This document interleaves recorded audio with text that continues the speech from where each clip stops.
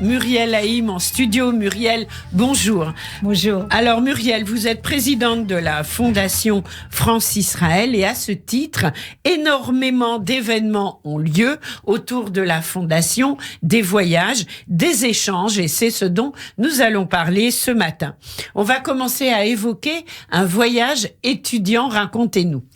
Vous savez qu'un des programmes phares de la Fondation, ce sont les voyages des étudiants qui viennent de Polytechnique, Centrale, ENSAE, oui. Les grandes écoles de commerce, HEC, ESCP, et je ne les citerai pas toutes. Et justement, ces étudiants viennent en Israël. On avait arrêté les voyages depuis 2 ans à cause de la Covid. Et là, on a un premier groupe de polytechniciens qui vient d'effectuer son premier voyage. 42 polytechniciens, dont 80% ne connaissaient absolument pas Israël. Et ça a été une découverte formidable pour eux. Combien de temps le voyage ? 1 semaine. Ah oui, on a le temps de voir des choses. On a le temps de voir à la fois le côté technologie, puisque ce sont des tech tricks, c'est ça le but du voyage, et faire un peu de tourisme aussi.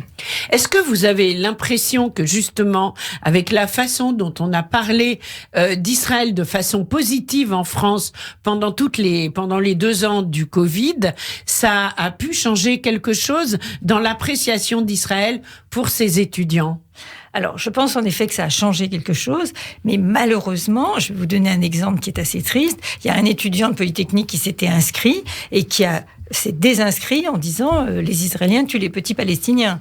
Donc, je veux dire, il y a encore beaucoup de travail à faire. Beaucoup de travail. Par contre, sur le plan économique, on a fait un sondage sur plus de 7000 personnes et on s'est rendu compte que plus de 70% des Français considèrent qu'il faut coopérer sur le plan économique avec Israël. Et ça, c'est quand même très intéressant. Oui, c'est très, très intéressant.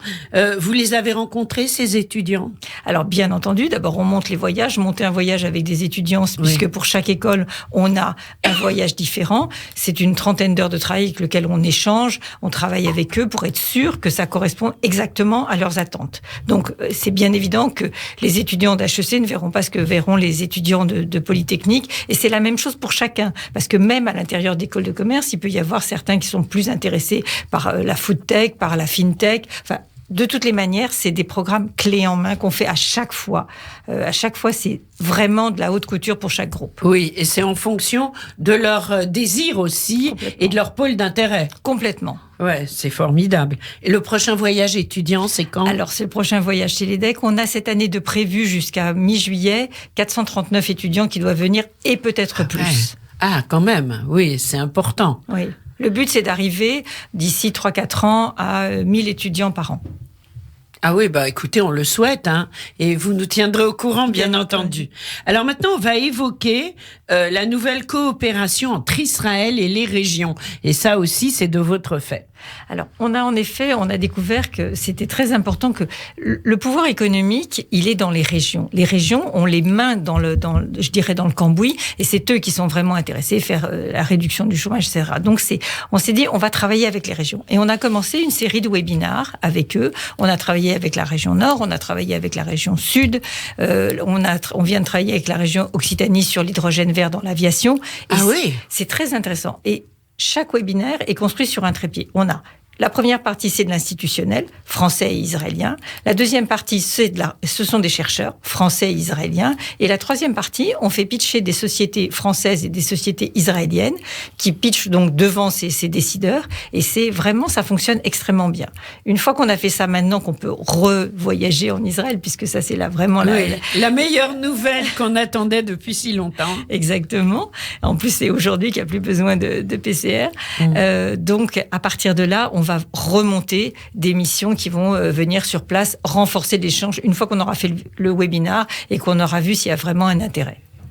Alors, écoutez, on vous le souhaite. Que les régions ont accepté facilement cette coopération. Alors, vous avez eu justement... Non, c'est très intéressant, les régions, puisque je reviens sur ce sondage qu'on avait fait. Comme on avait plus de 7000 personnes, on avait fait un sondage régional.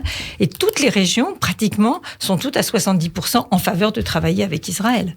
Ah oui, c'est quand même important. C'est très rassurant, c'est très important. Bien sûr, bien sûr.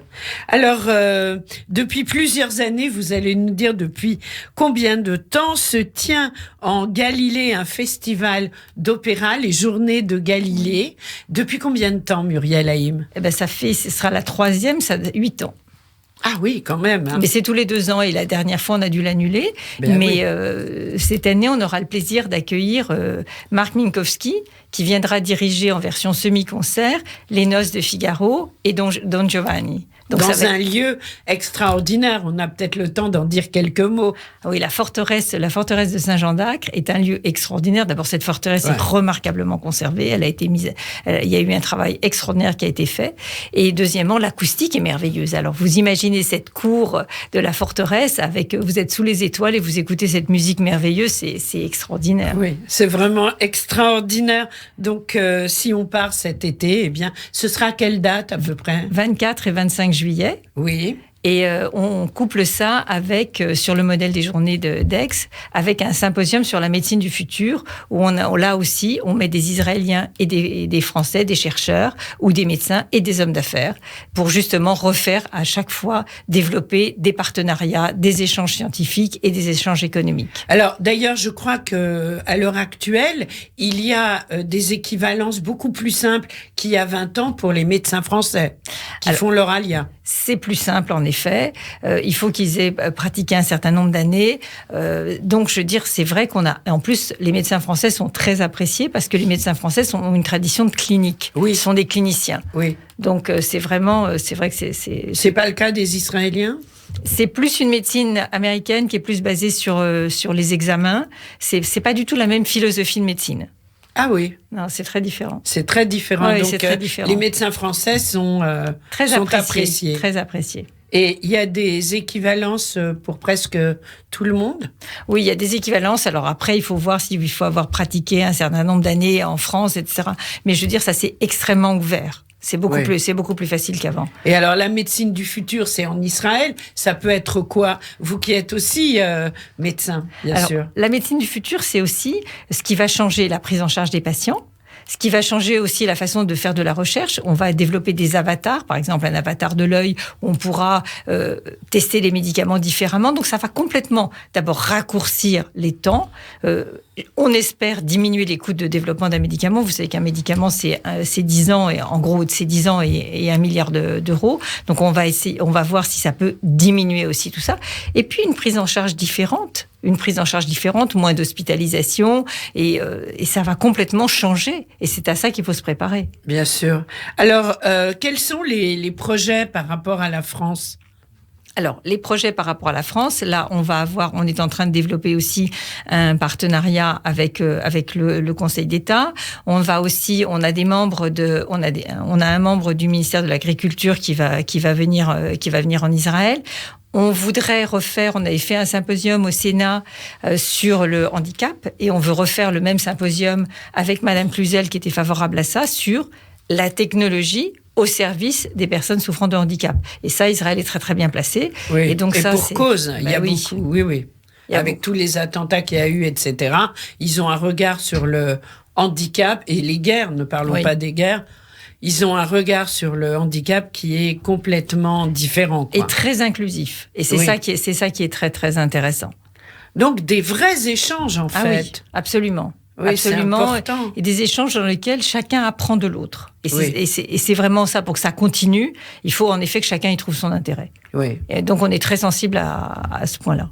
Moi, je vais vous faire une proposition. À chaque fois que vous venez à Paris, bienvenue dans le studio de Radio J. Je crois qu'on a fait le tour. Merci beaucoup. En tout cas. Avec un immense plaisir. Et puis surtout, bravo Muriel Haïm. Je rappelle que vous êtes la présidente de la Fondation France-Israël. Et bravo pour tout ce que vous entreprenez, vous et votre équipe. Lise, bien merci sûr. beaucoup. Merci. Au revoir, belle journée. Au revoir.